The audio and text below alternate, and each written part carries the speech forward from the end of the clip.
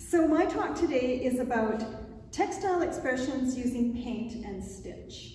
So as a quilter, I was enamored with fabrics and all the different fabrics that are available and how you can put them together in all these different ways and make these lovely quilts. So I was really taken with patchwork designs and construction of patchwork quilts, and then of course moved into applique quilts and then discovered art quilts. And that's what really caught my attention. And although I still make patchwork quilts and applique quilts, the ones that I really pour my heart into are the art quilts. Right? So today I'm going to talk about two techniques that I use in my art quilts, stitch and painting. Stitch is quite traditional, although with the sewing machines of the last 30 years or more, the things you can do with stitch on your machine are quite exceptional and lovely. And also, there's always been lovely hand stitching, right? So there's lots of techniques to learn and apply, and really it's only limited by your imagination how you want to incorporate those into your artwork. And when it comes to paint, it's traditional in the art world to paint on canvas, and I've done some of that with fabric paints and with acrylic paints, and then use paint as well for expressing ideas on fabric. And sometimes it just involves play with paint, which is like an exploration and just kind of a creative activity to see what happens when you try something new. So in the area of using stitch on the surface as a decorative feature, in addition to a method of construction, all right, I started quite early in terms of including stitch in compositions. And this one here is an early one. This one is called Learned Smiles, and it's got stitching, machine stitching on all these pieces. There are 9 triangles in each patch. So it's a 9 patch of a different style. A traditional 9 patch usually has, a grid with squares in it, and this 9 patch has triangles in it, and I've got 9 blocks with the triangles, so it's a double 9 patch. So technically it's very strong in the quilting world, but there's the variation of the shape that's used. And also in terms of the idea that I was communicating in this piece, right? It's about all these smiles, these lips. There's red stitching over the outer borders here, all these lips. We smile, we hide our anger, we hide our frustration, we hide our annoyance behind a smile. We learn those smiles, right? That's part of growing up as a woman. You learn to keep your emotions in check, and you learn to smile through all kinds of adversity. So these are the learned smiles. You're containing all that anger and frustration, and you put a nice frame around it and you decorate it up, and that's how we learn to be proper ladies, right? I used my machine as well for other kinds of decorative stitching. This is a piece to celebrate the millennium, when we were looking at the year 2000 rolling over, and it's like, well, what does that mean to me? And I just thought of all the opportunities, all the new trends in technologies, in materials, and just all kinds of new things that we have to look forward to in our new millennium. And this is Millie, and she's celebrating that we have a good life. Where we live, we have a good life, and we have lots of things to look forward to. So, just using different colors and different patterns on the sewing machine to highlight the exuberance of Millie in the new millennium.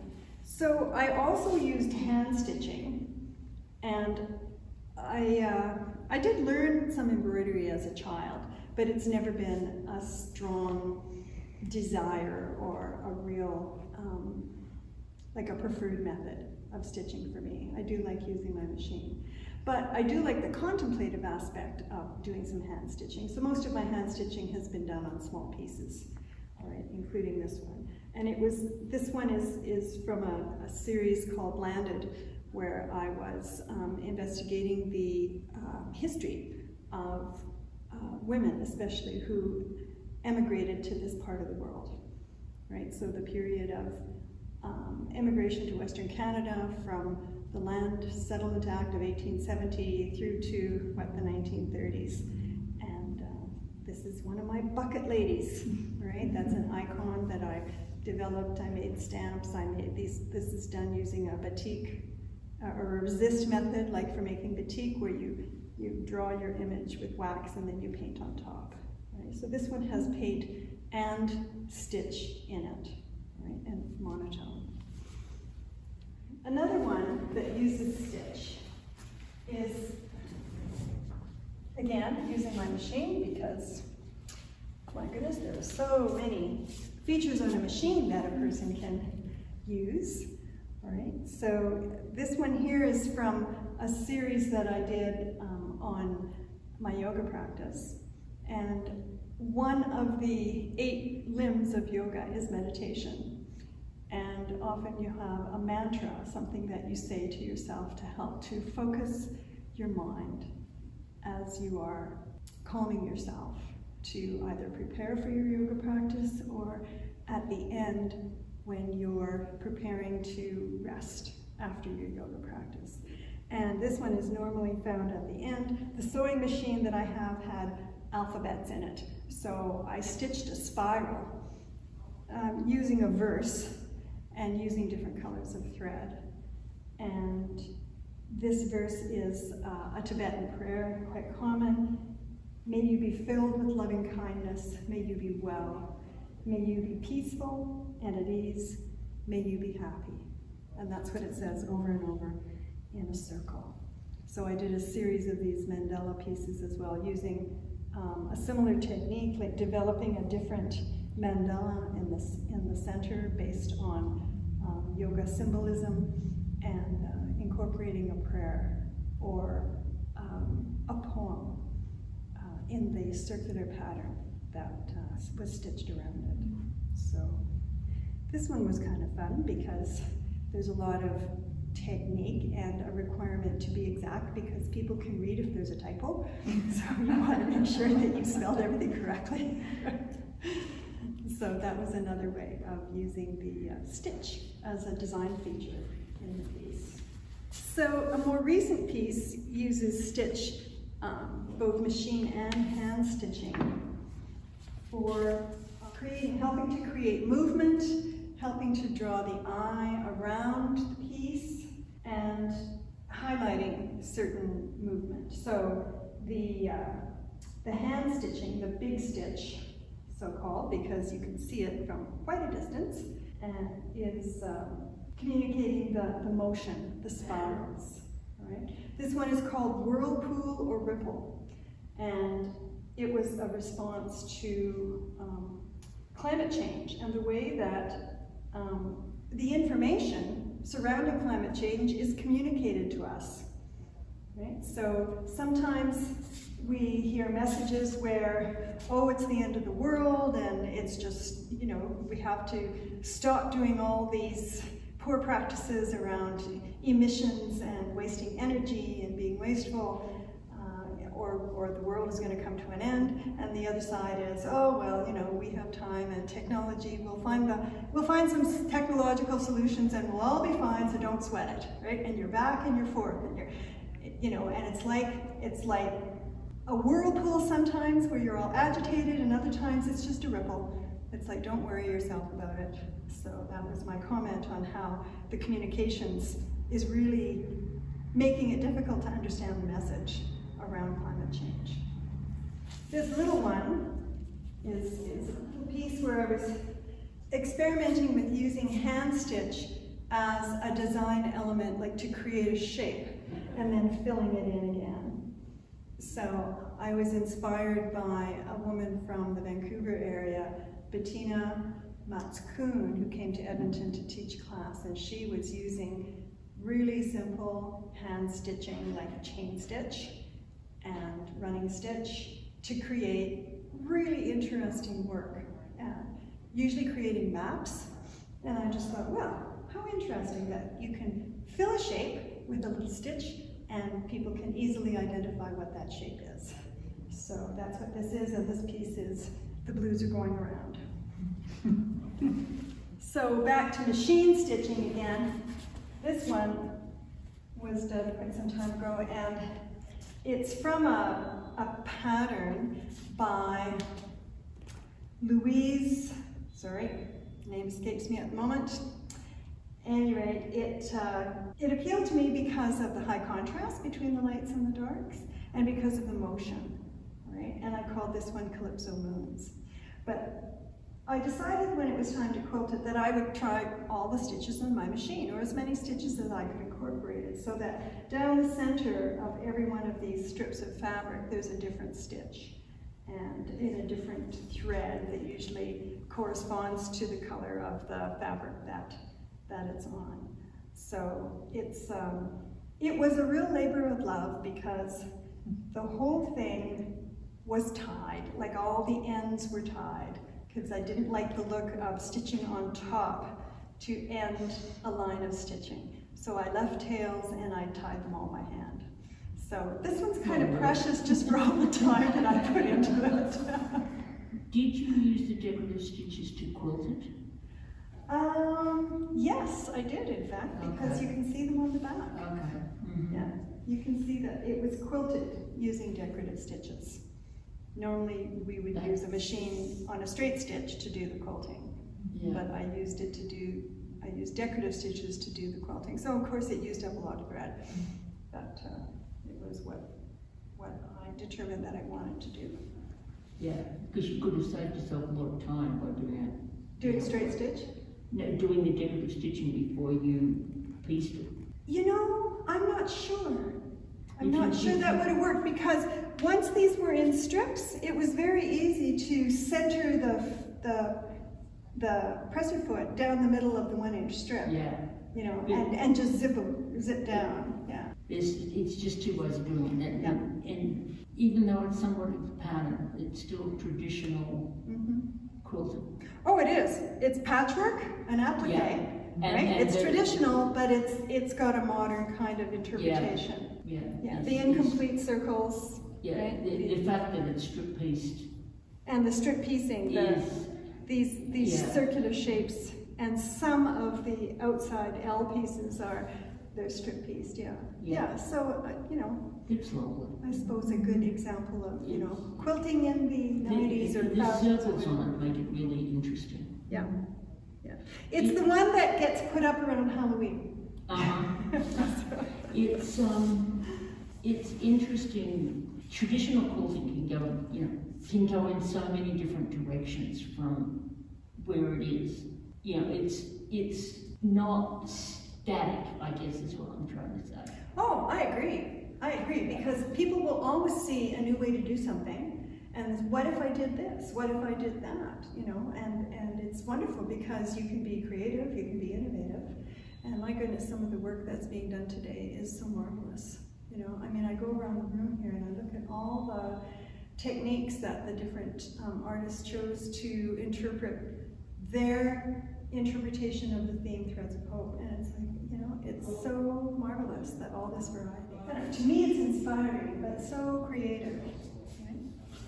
So the other technique that I use more and more is paint on fabric, all right? And I often incorporate some stitch, some paint, but I do like to paint, and I'm learning how to use different kinds of paint and use them in different ways, all right? So I'll just start with the one that's on top here. When I was feeling quite at sea and aghast at the election of Donald Trump, I was recovering from a hospital stay and I couldn't go to any marches and I couldn't do anything active to kind of express my horror at the fact that this man had been elected. So I made a series of quotes, all right? And they're based on my interpretation of Trump's behavior, and I depict him as a rooster crowing, right? And it was around the time of the Women's March, right? So in my pieces, the women are the chickens, and Trump is the rooster. Right? So I used paint to paint on the image of the rooster. So I made some stencils, and I painted on the rooster and some of these little tweets, little birds, little tweety birds, all right? And some of the words, you know, which were kind of quotes from Trump, like fake news, or it was a play on his words, like fake cackling, terrible. And I like the fake eggs. yeah, fake eggs. Boycott the so-called farmer, right? So, you know, he was saying all kinds of things that were just so irritating and so outrageous to me. Right? So what kind of paint were you using? So this is fabric paint, and some of it is Seta paint and some of it is jacquard. Right? It depended on what color was available to me in my paint box. All right. So, and this is another one from that series. This is the Plutocracy March, and it shows the hens, you know, kind of herding their little chicks. Some of the little chicks have got little pink hats on, you know, and they're off to the Plutocracy March, right? Because it's time to protest because you don't like who the rooster is, you know, in the hen house. Right?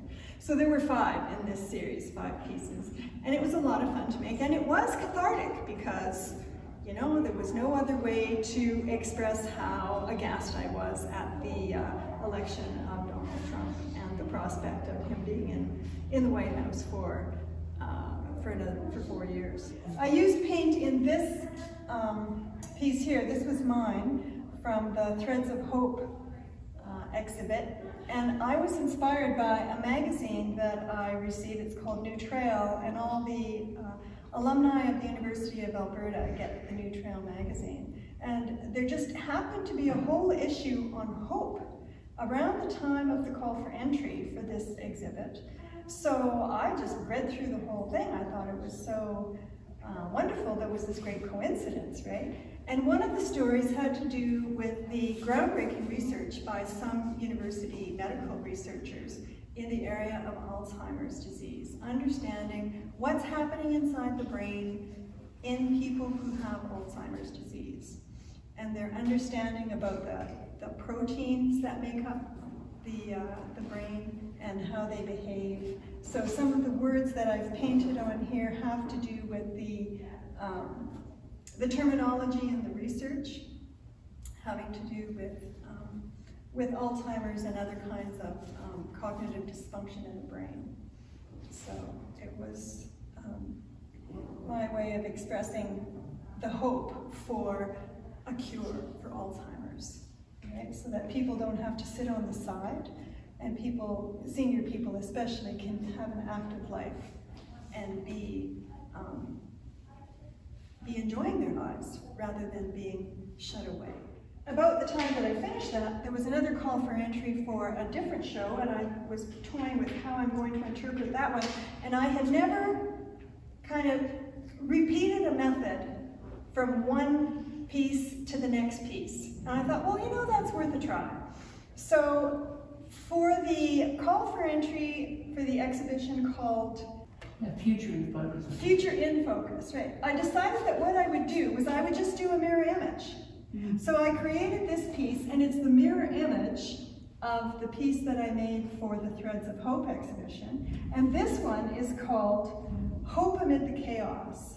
And this one is about how COVID has just turned the world upside down. And, you know, we have a lot of hope that a vaccine will be developed. Down on this side of the ribbon, there's a lot of imagery related to research and medical process, and that we'd get back to normal. So on this side of the ribbon is just people doing the things that we were missing for 16 months or so, right? Just getting together with family and going to concerts and traveling and, you know, going to work in a safe environment. So the hope is that the research will provide the way to getting back to life as we like it, All right, and sure enough, that's happened, you know, and we're on our way, thank goodness.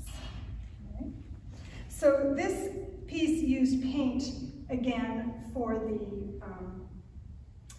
the words that were stenciled on, and it's also, these pieces are both made from dyed fabric, which is not quite paint, but interesting way to add color. This piece is painted, again, I started with white fabric, and I used resist to draw my image, and there's my bucket lady, my pioneer woman. And this one is called Well Worn, because the path is well worn, the woman is well worn, all right? Hauling water was something that was often done by the women in the farmsteads and the children. You were hauling water constantly because there was such a need for water for food and preparation of food and for washing and cleaning, for watering the animals, right? And thankfully the well wasn't too far away from most farmsteads.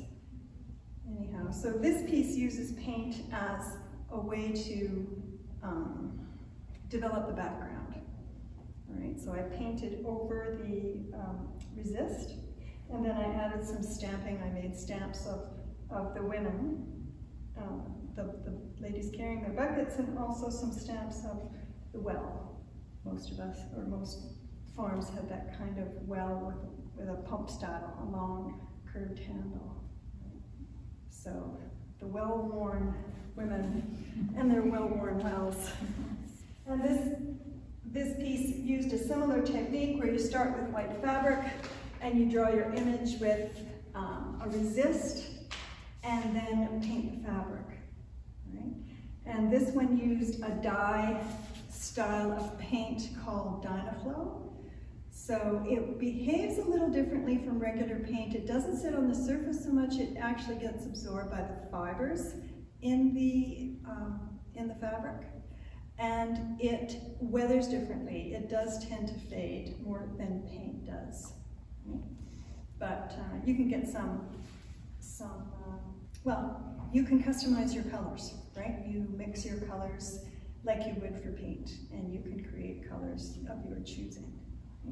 This one's called Great Blue, and it was from a different exhibition where you had to partner with someone. One person would make a realistic image, and the partner would make an abstract image. So my friend Judy made the realistic image of the great blue heron, and I made the abstract. And again, strong quilting tradition with the grid. Sometimes I use paint on the entire piece.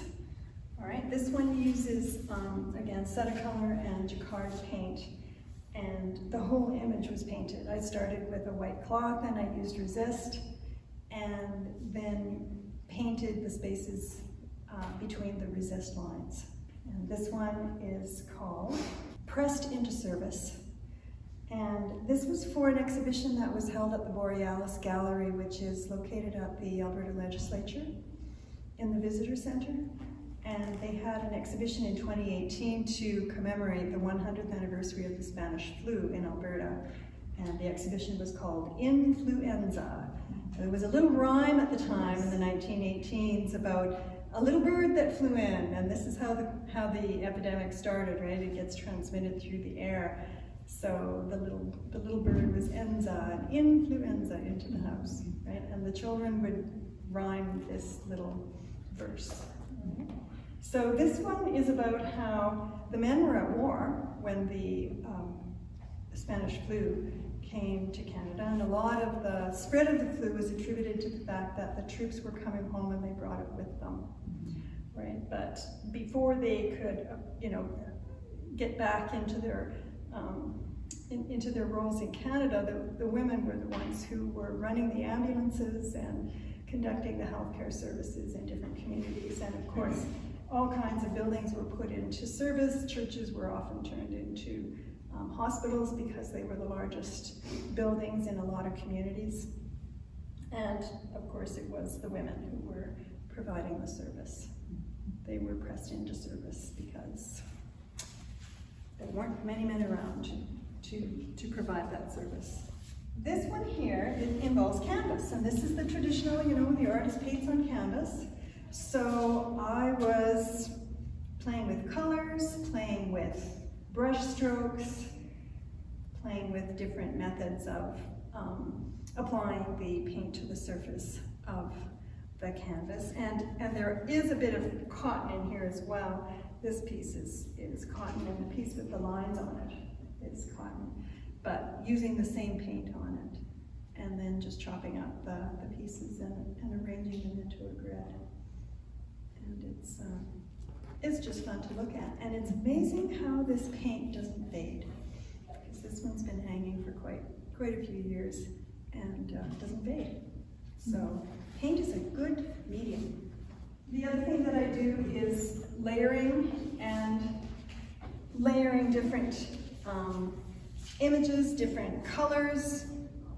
This one involves gel prints and pressing the fabric onto the gel print, or vice versa, pressing the gel print onto the fabric, and repeating the process in a different color each time, and you get a bunch of variation in the colors that your image is printed. So it's just, kind of a discovery exercise. Go in the yard, grab some leaves, and grab your paints and see what happens. Right? And with paint, it's so fast, so much faster than fabric. If I had appliqued these, they'd probably still be in a pile on my table. These are from the Landed series as well, about the settlement and the contribution of women. And I did a series of the suffragettes quotes, right? And this one is Nellie McClung, and she says, "Never retreat, never explain, never apologize, get the thing done and let them howl." And I had painted fabric for this and stamped with different colors of thread, including the gold and the orange, right? So creating backgrounds using paint, similar to, creating a background for some quilts and then using decorative elements on top. So this is a similar approach, but using paint on fabric. Right? So this fabric some of it is commercial, some of it was white to begin with, and the whole thing is painted. And this one has some stamps on it as well. It's Nellie McClung again, "Have we not the brains to think, hands to work, hearts to feel, lives to live." So that was from the same series.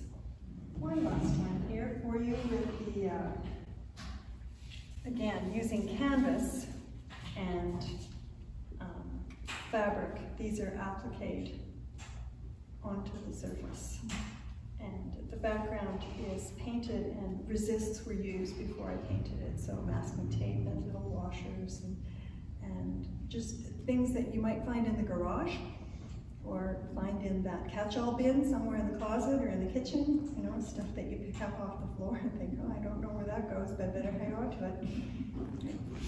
So again, using paint to create a background and, and adding something on the surface, right, to create some work. Some of the things that I'm doing now involve paint as well. So this is a part of a piece that I painted in a workshop that was online in January through March. And you had to make big strokes, right? So I have more paints. I got some new paints that come in little sticks, and they have little sponges on them, kind of like bingo dappers. And you can add little dots. And these little skinny marks were made with the edge of a credit card, and just all kinds of fun things around the house that you can use as a tool to make marks, be it on fabric or on paper. And you just keep adding until you're satisfied. Then you can cut it up and use it for something like, I don't know, a jacket to wear to an art show. Paint is the perfect thing to use with a stencil. There's a sample. And paint can be used with drawings. This is using a paint called Inktense pencils. And and you add a bit of water, or to get really bright colors, add some aloe vera gel. Really makes the color really pop out. You can get brilliant, brilliant colors. So using paint and stitch, two of the methods that I use when I create my artwork. I'm available for questions if you have any questions. The little one with the maple leaves. What are the one you just showed us? Maple leaves. This one here? Yeah. What are the leaves made out of? Voile. Voile. They're printed, they're foiled on. No, I drew them onto kind of a really light heat and bond product, you know, the fusible with the paper on it, but a really, really light weight one. And then I cut them out. Okay. And peeled off the paper backing and then ironed them on and then stitched them. Because you can get nice points when you do it that way. Yeah. Because you have the paper and backing, the so. Transparency of it. It's because it's voile or not tulle. It's a sheer. It's voile. Yeah. It's a sheer. So you apply the paint first. The background is painted. Yeah, but I mean for the leaves that you paint. The leaves are not painted. Oh, The leaves are appliqué. With that being synthetic, it would be difficult to apply color. Yeah, I don't know that it would take color very well. Maybe you need a different kind of dye, like a Procyon or something. That's a dye. I have got paint onto organdy. And was it a opaque paint or a transparent paint? Transparent, I think. And I stamped it. And you have enough image there that it shows? Yeah, so you have it on a piece of scrap paper or something, because the stamp goes all the way through. Right. But then you let it dry, and some of the paint stays on the paper. So you get a ghosting kind of image? Not really, but it's not a strong image. Okay. Yeah, it's play with it another day, and I probably got a different. Well, that's how it goes, isn't it?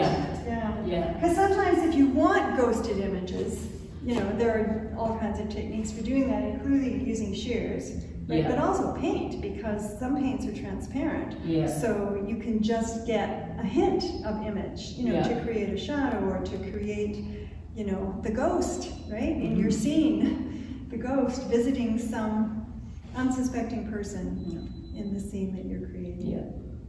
But it's the plane that helps you find all those different things. It's something that I have noticed. I've been to 3 talks, and I think one of the lessons I have learned from people, and it's also come up on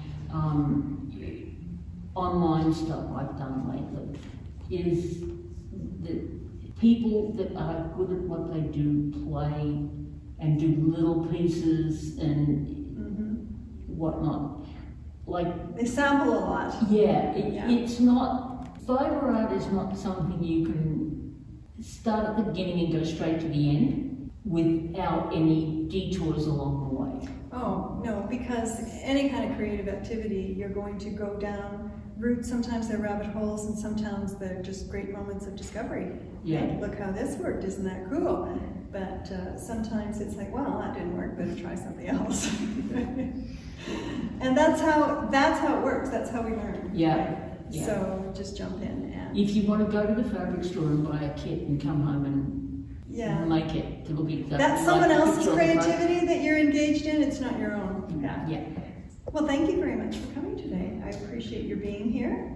Thank you. So thank you.